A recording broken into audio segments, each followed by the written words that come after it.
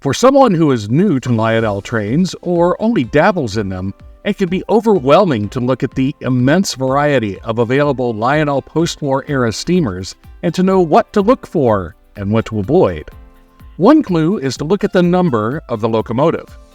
Hello again, this is Mike with another episode of Toy Train Tips and Tricks.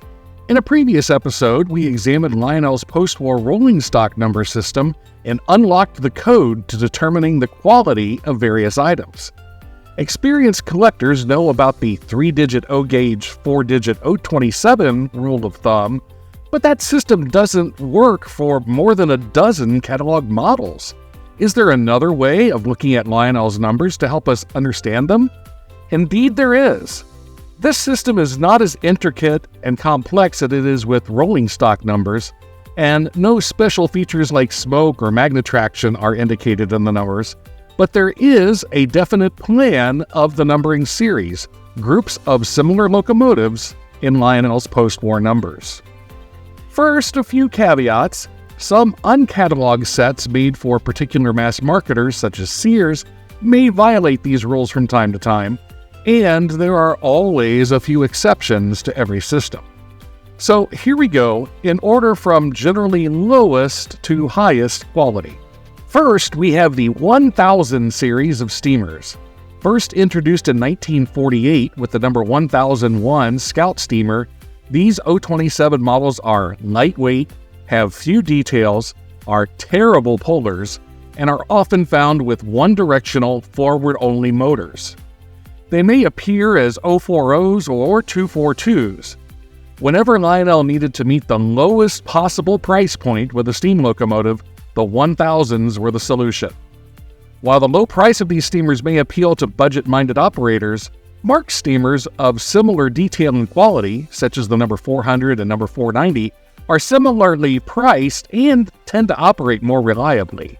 Next up are the 1100 series of Scout steamers. When the 1001 proved to be too cheap even for the Scout line, the 1100 series became the next solution. While they featured the same plastic-encased motor as the 1001, the 1100s had die-cast shells to assist with traction, and they were based on tried-and-true pre-war designs. The 1100s are an improvement over the 1000 series, but they are still bottom feeders in the Lionel Postwar line, so if you want one, don't pay much for it. The next rung up the quality ladder is the 6000 series, which ultimately included only a single locomotive, the number 6110-242 of 1950. Apparently realizing the Scout line was dying, Lionel seemed ready to offer a new series of sets with semi-Scout 6000 series cars, featuring the familiar Scout trucks but with traditional knuckle couplers. The number 6110 was an upgraded 1100 series 242, and it was the first 242 offered with smoke. The trade-off, however, was an unsightly hole in the boiler face to allow for drafting of the smoke. Ultimately, the 6000 series steamers were a dead end. The next step up in O27 steamer quality is the 200 series. First, there are two oddballs in this number series. The first of these is the number 224-262 steamer, which is not an O27 engine at all, and it is superior in quality and detail to the other steamers in this series. It was the only locomotive offered in 1945, as Lionel had a very short time to ramp up train production following the end of the Second World War. This engine was a carryover from the pre-war line and retained its original number. The other oddball is the number 221 steamer of 1946 and 1947. This neat O27 steamer is an imitation of the famous New York Central Dreyfuss-style Hudsons of the 20th Century Limited. Despite its 264 wheel arrangement, it was the cheapest catalog steamer in the 1946 line. The 221's dependable 6-wheel drive and classic styling make it popular with collectors and operators alike. In 1957, the 200 series reappeared, this time as 242 steamers offered in basic starter sets. Some in this series have improved Scout-type plastic motors, while others have metal-cased motors. Some have smoke, some have Magnatraction. They came with either 2 or 3 position reverse units. Regardless of the motor type or features, the 200 Series 242s were an improvement over the 1100 Series Scout engines, and they were the primary starter set steamer in the Lionel line between 1957 and 1966. While these 242s vary widely in features, they are generally basic but dependable runners at a budget price. The descendants of the 200 series carried on through the MPC era and even to contemporary production, with very few changes other than the transition from universal motors to DC can motors and to electronic reverse units beginning in the 1970s. Each model in our next series is derived from pre-war tooling and includes some of the better quality locomotives in the post-war O27 Lionel line. The first of these three types is the number 1666-262 steamer, which is a direct carryover from the pre-war model of the same number. The post-war 1666 is a virtual twin of the O-gauge 224 of 1945, and it was later redesigned as the number 2026 steamer. Also in this series are the number 1654 and 1655 242 steamers. These two are based on pre-war tooling. They are well-detailed models and are the forerunners of the bargain series 1100 and 200 steamers. Also in this series are the number 1665 and 1656 040 switchers, and their less detailed 1615 and 1625 brethren. All are based on the pre-war B6 scale 060 steam switcher. Straddling both the O27 and O-gauge lines is the 1800 series.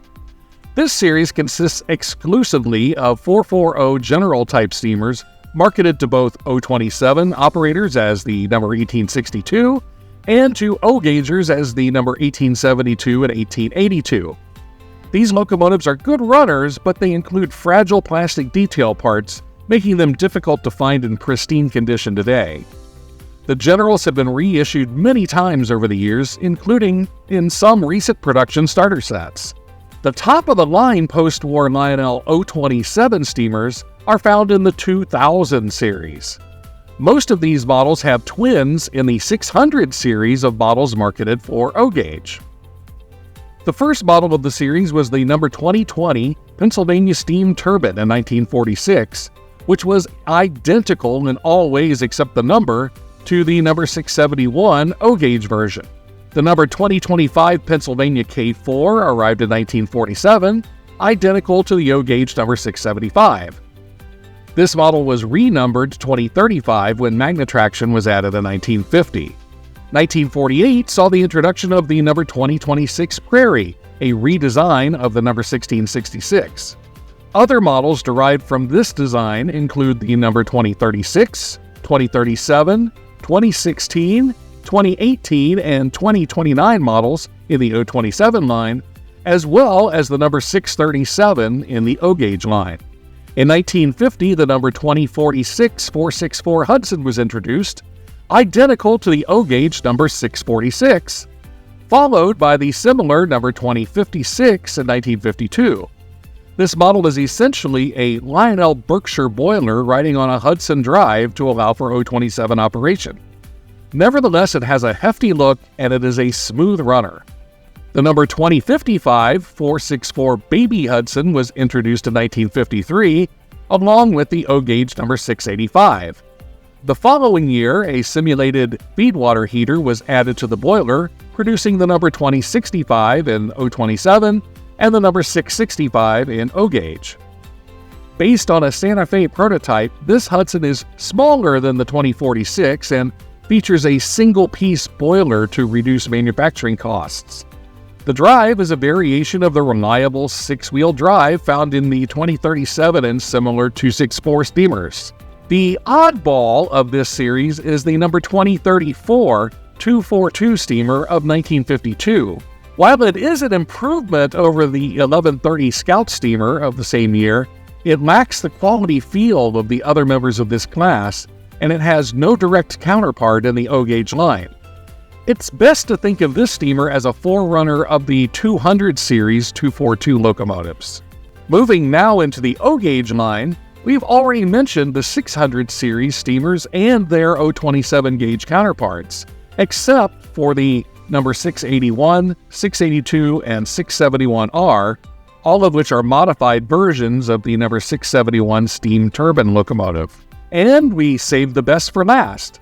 The 700 series of steamers represented the pinnacle of Lionel O-gauge operation and detail in the post-war era, although earlier models tend to be more detailed than their later counterparts.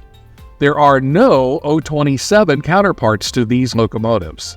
These models included the number 26 284 Berkshire of 1946, which was later renumbered 736 when Magnatraction was added in 1950, the number 773 Scale Hudson, first introduced in 1950 as an update of the classic pre-war number 700E, and the number 746 Norfolk & Western J-Class 484, introduced in 1957.